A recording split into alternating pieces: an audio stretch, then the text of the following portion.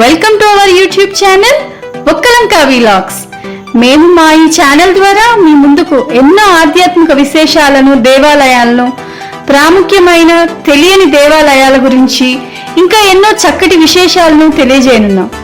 అంతేకాకుండా ఇంకా ఎన్నో చక్కటి చిన్న చిన్న పరిష్కారాలను, రుచికరమైన వంటలను మీ ముందుకు తీసుకురాబోతున్నాం. ఇంకెందుకు ఆలస్యం? దీనికోసం మీరు చేయాల్సిందల్లా just subscribe to our channel and మా ఛానల్ పై కనిపించే బెల్ ఐకాన్ ను క్లిక్ చేయండి. అంతే, మేము పెట్టే లేటెస్ట్ వీడియోస్ గురించి ఈజీగా తెలుసుకోండి. Thank you. ఇవాల్టి ఈ వీడియోలో మీరు 2 కిచెన్ టిప్స్ ని తెలుసుకుంటున్నారు. సో ఇంకెందుకు ఆలస్యం? మొదటిది, మనం ఏదైనా కర్రీని ఫ్రై చేస్తున్నాం కదా, ఏదైనా వెజిటబుల్ తీసుకుని ఫ్రై చేస్తాం కదా, అలా ఫ్రై చేసినప్పుడు ఏమవుతుంది, యూజువల్లీ మనం వేసే బాండీలో ఆ ముక్కలన్నీ స్టిక్ అయిపోయి మనం ఫ్రై చేయడానికి చాలా అవస్థలు పడుతూ ఉంటాం. సో నేను చెప్పే ఈ చిన్న టిప్తో మీరేం చేస్తారంటే, జస్ట్ మీరు బాండీలో ఏవైతే వెజిటబుల్ ముక్కలు అయితే వేస్తారో ఫ్రై చేసుకోవడానికి, ఆ ముక్కలకి సరిపడా ఉప్పుని వెంటనే వేసేసేయండి, ముక్కలతో పాటు వేసేసేయండి. వేసేసి అప్పుడు ఫ్రై చేసి చూడండి.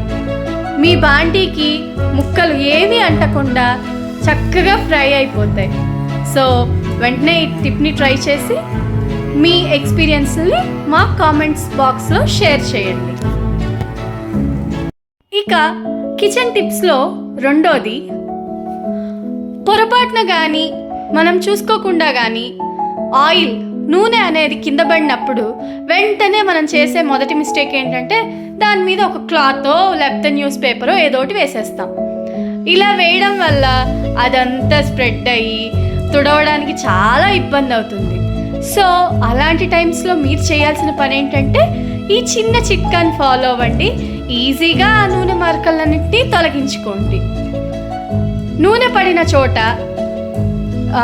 బియ్యం పిండి కానీ, గోధుమ పిండి కానీ, ఉప్పు కానీ బాగా దిట్టంగా వేసి జల్లేసి కొంచెం సేపు పాటు వదిలేయండి. బియ్యం పిండి కానీ, గోధుమ పిండి కానీ, ఉప్పు కానీ ఏది వేసినా ఆ నూనె అనేది ఆ పిండ్లు పీల్చుకుంటాయి.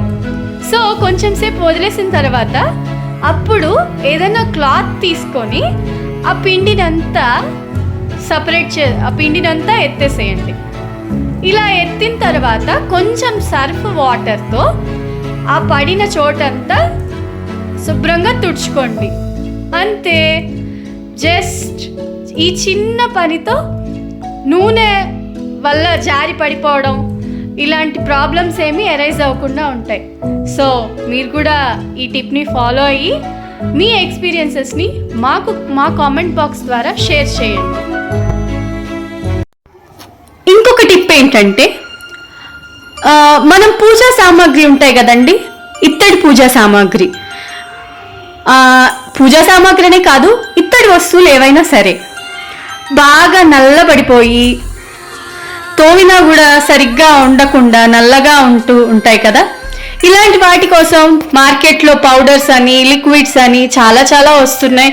వాటిని కొనుక్కొని తెచ్చుకొని వాడుకొని చేసుకోవడం, ఇదంతా ఎందుకు చెప్పండి? ఇప్పుడు నేను చెప్పే ఈ చిన్న టిప్తో మీరు మీ నల్లబడిన ఇత్తడి సామాన్లని మళ్ళీ తిరిగి ఒరిజినల్గా ఎలా ఉండేవో అలా తెచ్చుకోగలవచ్చు. సో దీనికి చేయాల్సిందల్లా ఒక కుక్కర్ తీసుకోండి. అందులో మీ దగ్గర ఉన్న ఇత్తడి సామాన్లన్నిటినీ ఉంచండి.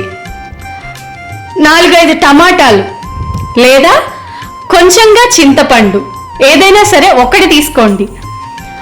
తీసుకొని ఆ కుక్కర్లో వేసి ఇత్తడి సామాన్లు మునిగేంత వరకు నీళ్లు పోయండి.